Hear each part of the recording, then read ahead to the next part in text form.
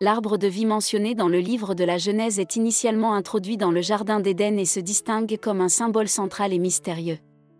Dans Genèse 2:9, il est rapporté que le Seigneur Dieu a fait pousser du sol tous les arbres agréables à la vue et bons pour la nourriture, y compris l'arbre de vie au milieu du jardin. Cet arbre, distinct des autres arbres du jardin, occupe une place particulière dans le récit biblique. Il fait partie non seulement de la beauté époustouflante d'Éden, mais symbolise aussi l'intention de Dieu pour l'immortalité, la vie éternelle et le bien-être de l'humanité. Ainsi, l'arbre de vie n'est pas seulement une entité physique, mais aussi une représentation de l'abondante provision de Dieu et de la possibilité de la vie éternelle. Il s'étend au concept d'immortalité et de provision divine, témoignant de la vie que Dieu avait destinée à Adam et Ève, une vie sans mort, en parfaite harmonie avec l'environnement et le Créateur. La présence de cet arbre dans le jardin d'Éden indique que l'immortalité était à la portée de l'humanité, offerte comme un don de Dieu. L'arbre de vie représente plus que la simple subsistance, il symbolise une vie soutenue par le divin, transcendante au royaume physique. Cela devient encore plus évident en considérant le contexte de la chute de l'homme. Le récit de la désobéissance d'Adam et Ève, qui a entraîné leur expulsion du jardin, est étroitement lié à l'arbre de vie. L'histoire de l'expulsion d'Adam et Ève du jardin d'Éden, y compris l'arbre de vie, est un moment crucial dans l'histoire de la création, mettant en lumière les thèmes de la tentation, de la désobéissance et de la perte des bénédictions divines. Dans le jardin d'Éden, tel que décrit dans le livre de la Genèse, Dieu a placé Adam et Ève au milieu de divers arbres, y compris l'arbre de vie et l'arbre de la connaissance du bien et du mal. Dieu leur a ordonné, comme rapporté dans Genèse 2, 16-17, de manger librement de tous les arbres du jardin, sauf de l'arbre de la connaissance du bien et du mal, les avertissant que manger de cet arbre entraînerait certainement la mort. L'arbre de vie est resté dans le jardin comme un symbole significatif, cependant, en tant que symbole de la vie éternelle, le serpent, décrit comme le plus rusé de tous les animaux sauvages, a tenté Ève de manger le fruit de l'arbre de la connaissance du bien et du mal. Ève a succombé à la tentation et a mangé le fruit, le partageant ensuite avec Adam qui était avec elle. En faisant cela, ils ont enfreint la règle de Dieu, comme mentionné dans Genèse 3:6. En conséquence de leur désobéissance, les yeux d'Adam et Ève se sont ouverts à leur nudité, signifiant une perte d'innocence et le début de la conscience morale. Dieu, découvrant leur désobéissance, a prononcé des jugements sur le serpent, Ève et Adam dans Genèse 3, 14-19, y compris les douleurs de l'accouchement et le travail de la terre pour la subsistance. Plus significativement, dans Genèse 3, 22-23, Dieu a dit, « Voici, l'homme est devenu comme l'un de nous pour connaître le bien et le mal. Maintenant, afin qu'il n'avance pas sa main, ne prenne aussi de l'arbre de vie, n'en mange et ne vive éternellement. » Le Seigneur Dieu les expulsa donc du jardin d'Éden. Cet acte de bannissement du jardin d'Éden signifiait qu'Adam et Ève n'avaient plus accès à l'arbre de vie. Ce décret symbolisait le déni de l'accès facile à la vie éternelle et à la communion ininterrompue avec Dieu qu'ils avaient autrefois joui. Ainsi, l'arbre de vie, autrefois à portée de main dans la beauté d'Éden, est devenu un symbole lointain de ce qui a été perdu en raison de la désobéissance. Il est resté comme un rappel de la vie qui aurait pu être s'ils étaient restés obéissants aux commandements de Dieu. L'histoire du péché d'Adam et Ève et du bannissement subséquent de l'arbre de vie est un récit fondamental sur les conséquences de la désobéissance et la perte de la communion divine. Quant aux chérubins et à l'arbre de vie, après qu'Adam et Ève aient été expulsés du jardin d'Éden, Dieu a placé des chérubins avec une épée flamboyante et tournoyante pour garder le chemin vers l'arbre de vie, Genèse 3h24. Dieu a stationné de manière permanente les chérubins et l'épée à l'est du jardin d'Éden pour protéger l'accès à l'arbre de vie. Les chérubins sont la première hiérarchie angélique mentionnée dans la Bible. Immédiatement après la chute d'Adam et Ève, il devenait vain pour eux d'espérer la justice, la vie et le bonheur sous le premier covenant brisé qu'ils avaient conclu avec Dieu, et aucun bénéfice ne pouvait en être retiré. Ceci est le dernier récit historique du jardin d'Éden dans la Bible. Dieu a assigné un détachement de chérubins à la fonction spécifique de protéger l'accès à l'arbre de vie. Adam se voyait interdire d'approcher l'arbre de vie par la force ou la ruse, car personne ne pouvait surpasser un ange en garde. Nous sommes maintenant dans 3 chapitres de la Bible, et ici nous trouvons le grand but de ces anges. Il est vraiment fascinant de réfléchir à l'émotion qui a dû remplir Adam lorsqu'il a rencontré les chérubins pour la première fois dans l'histoire humaine. Imaginez sa surprise et son émerveillement en contemplant ces magnifiques êtres célestes, différent de tout ce qu'il avait jamais vu auparavant. La vue des chérubins aurait été une expérience transformative pour Adam, laissant une impression indélébile sur sa perception du monde qui l'entourait. Adam a-t-il ressenti un sentiment de révérence et d'admiration en contemplant la gloire et la majesté des chérubins, ou a-t-il ressenti de l'appréhension et de la peur, incertain de ce à quoi s'attendre de ces créatures d'un autre monde ? Il est possible que son cœur ait été rempli d'un mélange des deux émotions alors qu'il luttait pour comprendre l'ampleur de ce qu'il était en train de voir. Quelles que soient les émotions qu'Adam ait pu ressentir, une chose est certaine, la vue des chérubins a dû être une expérience vraiment inoubliable qui a changé à jamais sa compréhension de l'univers. Il est incroyable de penser qu'un tel événement monumental s'est produit il y a très longtemps, et pourtant l'impact de cette rencontre peut encore être ressenti aujourd'hui. Il n'est pas mentionné dans la Bible que les chérubins ont été désignés pour garder Adam et ses descendants à jamais loin de l'arbre de vie. Les chérubins ont été désignés pour empêcher Adam et Ève d'accéder à l'arbre de vie de la même manière qu'ils le faisaient avant de pécher. Autant qu'Adam aurait pu désirer retourner au jardin d'Éden, les chérubins lui rappelaient qu'il avait enfreint la loi de Dieu. Le grand prêtre d'Israël était autorisé à entrer dans le Saint des Saints une fois par an pour contempler le siège de la miséricorde. L'arbre de vie dans le Nouveau Testament. Dans le Nouveau Testament, Jésus ne parle pas directement de l'arbre de vie de la même manière qu'il est présenté dans l'Ancien Testament ou le livre de l'Apocalypse. L'arbre de vie dans le contexte des enseignements de Jésus est plus métaphorique et lié à des idées conceptuelles concernant la vie éternelle et la subsistance spirituelle, thèmes centraux de ses enseignements. Jésus parlait souvent en paraboles et utilisait des métaphores pour transmettre des vérités spirituelles plus profondes. Par exemple, dans Jean 15, 1-5, Jésus dit « Je suis le vrai CEP, et mon Père est le vigneron. Je suis le CEP, vous êtes les sarments.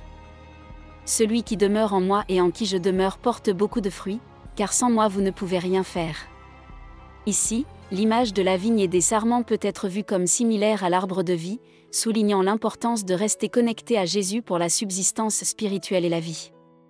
De plus, le concept de vie éternelle, central à l'arbre de vie, est un thème récurrent dans les enseignements de Jésus.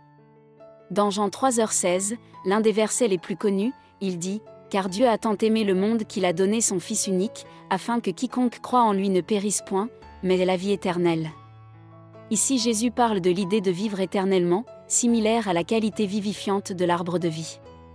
Cette vie éternelle peut être obtenue en croyant en lui, bien que Jésus ne discute pas explicitement de l'arbre de vie, les thèmes qui lui sont associés, la vie éternelle, la subsistance spirituelle et l'importance d'une relation profonde et durable avec Dieu, sont saturés dans ses enseignements. Dans ses histoires et ses enseignements, Jésus utilisait des exemples ayant un sens similaire à celui de l'arbre de vie, mettant l'accent sur l'idée de vivre éternellement et de trouver un vrai bonheur spirituel en croyant et en restant intimement connecté à Jésus. L'arbre de vie dans l'Apocalypse, le seul endroit dans le Nouveau Testament où l'arbre de vie est mentionné, se trouve dans le livre de l'Apocalypse et chaque fois qu'il est mentionné, l'expression porte une signification cosmique et spirituelle. Une promesse est faite dans Apocalypse 2h7 que celui qui surmonte mangera de cet arbre qui est situé dans le paradis de Dieu. Nous voyons cet arbre fantastique sur la nouvelle terre. À travers le monde, il y a de nombreuses villes qui offrent leur propre charme et beauté unique, chacune avec ses attractions et sa signification culturelle. Malgré cela, il y a une ville qui tient une place spéciale dans nos cœurs, un lieu où nous aspirons toujours à retourner à la fin de chaque voyage. Cette ville est un lieu de confort et de familiarité, où nous ressentons un sentiment d'appartenance et de paix. Curieusement, le mot « ville » est mentionné 11 fois dans le livre de l'Apocalypse, spécifiquement dans les chapitres 21 et 22. Ces références ne sont pas simplement des figures de style, mais une indication claire d'un lieu réel qui est décrit. Cette ville est l'endroit où Dieu et son peuple coexisteront dans une harmonie parfaite et une unité libre de toute forme de mal et de souffrance. C'est un lieu d'espoir et de promesse, un véritable paradis en attente pour tous ceux qui croient en la parole de Dieu. Alors que nous vivrons dans cette ville avec nos corps physiquement ressuscités, nous aurons besoin d'une ville physique où résider. Ce n'est pas un lieu fantaisiste, pas seulement un idéal, c'est un lieu réel, la ville céleste, Jérusalem. Tout au long de l'histoire, les humains ont aspiré à un lieu qu'ils pourraient appeler leur foyer, une ville qui incarne leurs valeurs et leurs croyances. Cette quête d'une ville peut être retracée jusqu'à l'Antiquité, comme le montre l'histoire biblique d'Abraham. Dans Hébreux 11h10, nous apprenons la recherche d'Abraham d'une ville dont le constructeur et le créateur est Dieu. La Nouvelle Jérusalem est une ville céleste, comme le déclare Apocalypse 21h2, et je vis descendre du ciel, d'auprès de Dieu, la ville sainte, la Nouvelle Jérusalem, préparée comme une épouse qui s'est parée pour son époux. Nous voyons en Apocalypse 21h2 que cette sainte ville était déjà préparée et descendue du ciel, et la phrase « préparée » implique que la Nouvelle Jérusalem à ce moment-là, la Nouvelle Jérusalem avait déjà été complétée. Jean ne dit pas qu'il a vu la Nouvelle Jérusalem en train d'être créée, mais il affirme avoir vu la Nouvelle Jérusalem descendre du ciel. Une ville sainte sera celle où aucun mensonge ne sera prononcé, aucune parole malveillante ne sera proférée, aucun commerce douteux ne sera discuté, aucune image impure ne sera vue, aucune corruption de vie ne se manifestera. Elle sera sainte parce que tous ceux qui y sont seront saints. On ne peut pas entrer dans la ville sainte à moins d'être né de nouveau et d'être allé au ciel. Le ciel est la demeure de la ville sainte. Non seulement elle est une ville sainte, mais la Bible dit que ses portes sont faites de perles. Ce n'est pas quelque chose que nous avons inventé, ce n'est pas du folklore, c'est directement dans la Bible. En Apocalypse 21, 12-21, la ville avait un mur massif et élevé avec 12 grandes portes, et aux portes étaient positionnés 12 anges, sur les portes étaient écrits les noms des 12 tribus des enfants d'Israël. Du côté est, il y avait 3 portes, du nord 3 portes, du sud 3 portes, et de l'ouest 3 portes. Le mur de la ville avait 12 pierres de fondement, et sur elles étaient gravés les noms des 12 apôtres de l'agneau. Christ, celui qui me parlait, avait une canne d'or pour mesurer la ville, ses portes et son mur. La ville était carrée, sa longueur égale à sa largeur. Il mesura la ville avec sa canne, 12 000 stades, environ 2200 km. Sa longueur, sa largeur et sa hauteur étaient égales. Il mesura aussi le mur, 144 coudées, environ 66 mètres, selon les mesures humaines et angéliques. Le mur était construit de jaspe, les pierres de fondement du mur de la ville étaient ornées de toutes sortes de pierres précieuses, jaspe, saphir, calcédoine, émeraude, sardoine, sardius, chrysolite, béryl, topaze, chrysoprase, jaspe et améthyste. Les 12 portes étaient 12 perles, chaque porte était faite d'une seule perle, et la rue ou l'avenue de la ville était en or pur, comme du cristal transparent. Quand la Bible dit que cette ville reflète la lumière, ce n'est pas à partir d'une combustion matérielle, ni de la consommation de carburant. La lumière du monde vient de l'agneau lui-même, et il sera la lumière de la ville à ce moment-là. Pas étonnant que Paul ait décrit notre futur de cette manière dans 1 Corinthiens 2h9, mais, comme il est écrit, ce sont des choses que l'œil n'a point vues, que l'oreille n'a point entendues, et qui ne sont point montées au cœur de l'homme, des choses que Dieu a préparées pour ceux qui l'aiment. Dieu a préparé quelque chose d'extraordinaire pour ceux qui l'aiment, qui le respectent avec affection, qui lui obéissent et qui reconnaissent avec gratitude les bienfaits qu'il a accordés. Nous aurons le privilège de jouir du fruit du même arbre qui a nourri Adam et Ève, les premiers êtres humains. Ce fruit sera à notre disposition librement, indiquant la bénédiction de ce temps. Apocalypse 2h7, Bible amplifiée, dit « Que celui qui a des oreilles écoute et prête attention à ce que l'Esprit dit aux églises, à celui qui surmonte, je donnerai le privilège de manger du fruit de l'arbre de vie, qui est dans le paradis de Dieu. » En Apocalypse 22, 1-2, l'arbre de vie est représenté dans la vision de la Nouvelle Jérusalem. Le texte dit alors l'ange me montra la rivière de l'eau de vie aussi claire que le cristal qui coule du trône de Dieu et de l'agneau en bas de la grande rue de la ville de chaque côté de la rivière, se tenait l'arbre de vie, produisant 12 récoltes de fruits, donnant son fruit chaque mois. Et les feuilles de l'arbre servent à la guérison des nations. Cette description crée l'image d'un arbre qui accorde toujours la vie, chargé de fruits ayant des propriétés curatives, et qui se tient à côté d'une rivière cristalline coulant du trône de Dieu. L'arbre de vie dans l'Apocalypse représente la vie physique, la restauration spirituelle et la vie éternelle. Sa réapparition dans le dernier livre de la Bible symbolise la restauration complète de ce qui fut perdu au Jardin d'Éden, marquant la fin de la malédiction du péché et de la mort. L'arbre symbolise le lien éternel entre Dieu et les gens, représentant la vie éternelle que Dieu accorde aux habitants de la Nouvelle Jérusalem. L'emplacement de l'arbre de vie dans la Nouvelle Jérusalem, la cité céleste, est vraiment significatif. Il se trouve des deux côtés de la rivière de vie qui coule directement du trône de Dieu, démontrant ainsi l'importance centrale de l'arbre de vie dans cette ville spéciale créée par Dieu. Cette disposition reflète l'accessibilité et l'abondance de l'arbre, suggérant que la vie qu'il offre est librement disponible pour tous dans la cité, témoignant de la générosité infinie de Dieu. Il est décrit que l'arbre de vie produit 12 sortes de fruits, donnant une nouvelle récolte chaque mois. Cette nature continue de production de fruits illustre l'abondance infinie et la diversité des provisions de Dieu. De plus, il est mentionné que les feuilles de l'arbre servent à la guérison des nations. Cette guérison n'est pas seulement physique, mais représente la réconciliation et la restauration de tous les peuples, un remède pour les divisions et les blessures qui ont affligé l'humanité à travers l'histoire. En général, la représentation de l'arbre de vie en Apocalypse 22 est riche en imagerie. Il symbolise l'accomplissement du plan de Dieu pour la restauration et la vie éternelle, occupant une place importante dans la Nouvelle Jérusalem. Sa production continue de fruits et ses propriétés curatives indiquent une abondance de vie et de réconciliation sans fin, marquant l'accomplissement de la promesse de Dieu de la vie éternelle et de la communion ininterrompue avec lui. La Bible commence avec la description d'un arbre de vie, et maintenant nous voyons à nouveau l'arbre de vie. Il est un peu difficile de visualiser cette scène pittoresque dans notre esprit. Il est possible que lorsque Jean parle d'une grande rue, il fait référence à une rue avec une rivière qui la traverse et qu'il y a un grand arbre ou une série d'arbres qui poussent avec leurs racines des deux côtés de la rivière. La réapparition de l'arbre de vie indique la restauration complète de toutes choses. Les feuilles de l'arbre sont pour la guérison des nations, et le mot pour guérison en grec est thérapeutique. Le mot grec est presque directement translittéré en anglais. Dans l'état éternel, la malédiction n'existera plus, l'accès à l'arbre de vie sera restauré, et les ténèbres disparaîtront à jamais. Éden sera restauré au ciel. Le ciel et la nouvelle terre seront éliminés pour toujours à la place de la malédiction.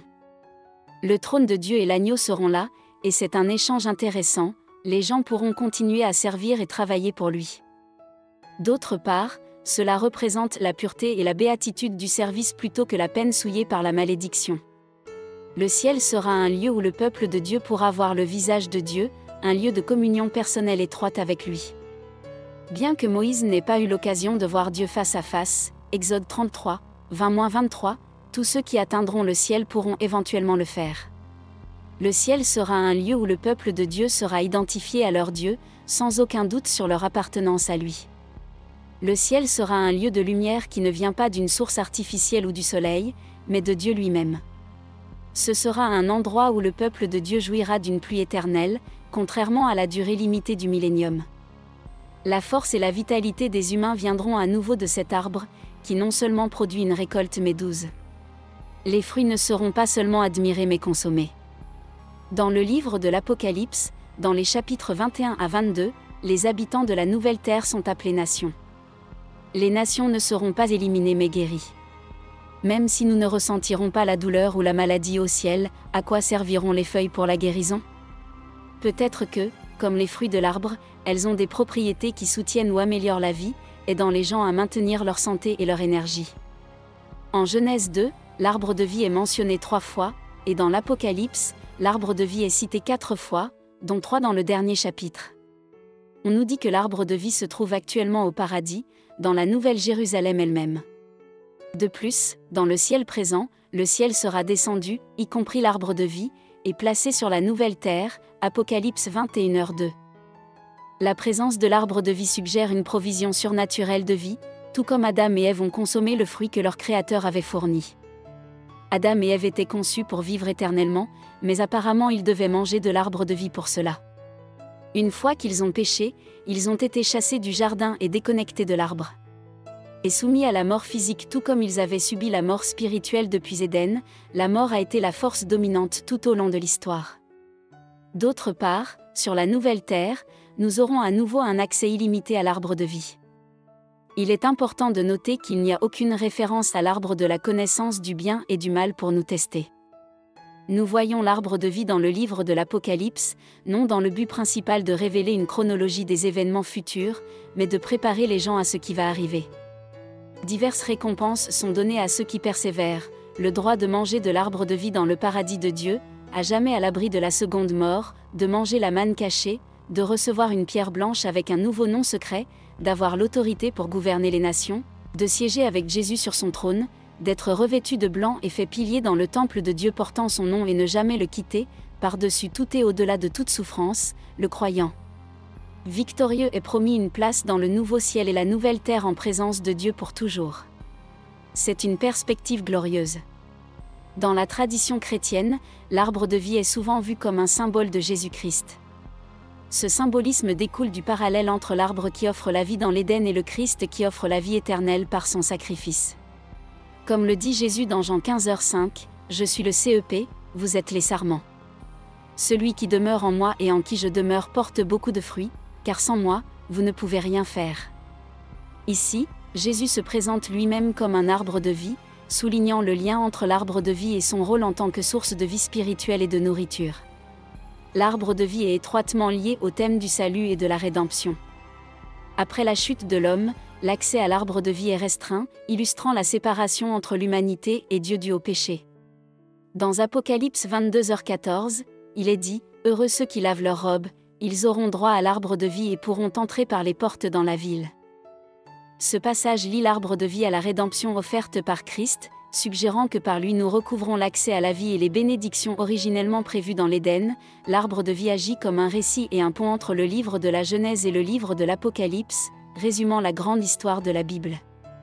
Il apparaît d'abord dans la Genèse, dans la perfection de l'Éden, et réapparaît dans l'Apocalypse, dans la nouvelle Jérusalem restaurée et parfaite.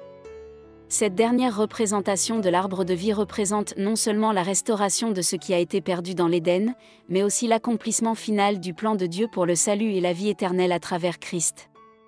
L'arbre de vie tel qu'il est décrit dans la Bible détient un héritage durable qui dépasse le temps et le récit, connectant le début et la fin de l'histoire biblique.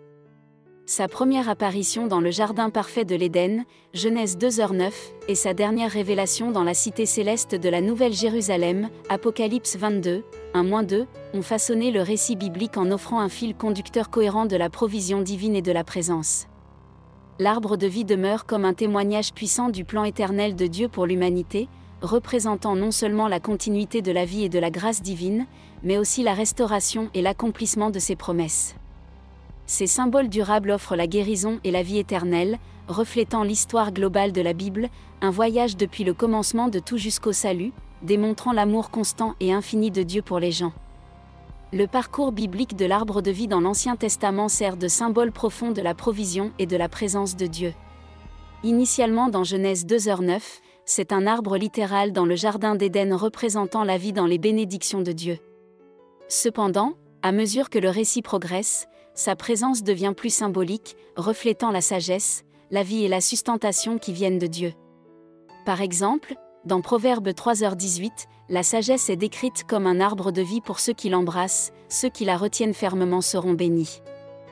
Cette métaphore étant la signification de l'arbre au-delà de l'Éden dans les livres poétiques des psaumes et des proverbes de la Bible, où l'arbre de vie est utilisé comme symbole ou image pour représenter le bon comportement, la sagesse et la vie. Dans les psaumes, les justes sont comparés à un arbre planté près des eaux vives, comme dans le psaume 1, résonnant avec les qualités vivifiantes de l'arbre de vie. Les proverbes utilisent la métaphore de l'arbre de vie pour représenter la sagesse et la plénitude. Par exemple, dans Proverbe 11h30, il est dit que le fruit du juste est un arbre de vie, et celui qui est sage sauve des vies. Ici, l'arbre illustre non seulement la vie, mais aussi la nature nourrissante et soutenante de la sagesse et de la droiture. Il est intéressant de noter que l'arbre de vie est notablement absent lors d'événements bibliques importants et de prophéties pendant l'Exode et dans le désert. Les errances et même dans les grands livres prophétiques comme Ésaïe, Jérémie et Ézéchiel, il n'y a aucune mention directe de l'arbre. Cette absence peut elle-même être vue comme représentative, dépeignant la distance entre l'humanité et la vie divine et les bénédictions que l'arbre illustre. Son absence dans les récits d'exil et de souffrance peut signifier une isolation spirituelle et à quel point nous sommes éloignés de la vie parfaite dans l'Éden, où tout était en harmonie avec ce que Dieu avait pourvu. Le parcours biblique de l'arbre de vie n'est pas simplement un récit chronologique, c'est un voyage spirituel et métaphorique depuis un arbre littéral dans l'Éden jusqu'à un symbole de sagesse et de droiture dans les psaumes et les proverbes.